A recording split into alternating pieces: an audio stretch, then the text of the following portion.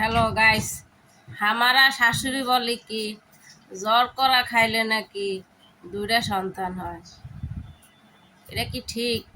আবার হামারা শাশুড়ি বলে যে দুই লেচু খাইলে নাকি দুই মেয়ে হয়। তো এটা কি ঠিক আপুরা ভাইয়ারা? আবার হামারা শাশুড়ি বলে দুইটা মেয়ে সন্তান বলে ভালো না। এটা কি ঠিক না ঠিক? কমেন্টে জানেন তো আপুরা আপনারা। ছেলে মেয়ে কার দেওয়া? আল্লাহ দেওয়া। তো ওইগুলা মুরব্বিক কথা, সব কিছু দেখে আল্লাহ। যে সন্তান হয় না সে করে আল্লাহ দেয় না, যে করে দুইটা মেয়ে দিছে তা করেও আল্লাহ দিছে। তো ছেলে মেয়ে, ছেলে হলে বলে যে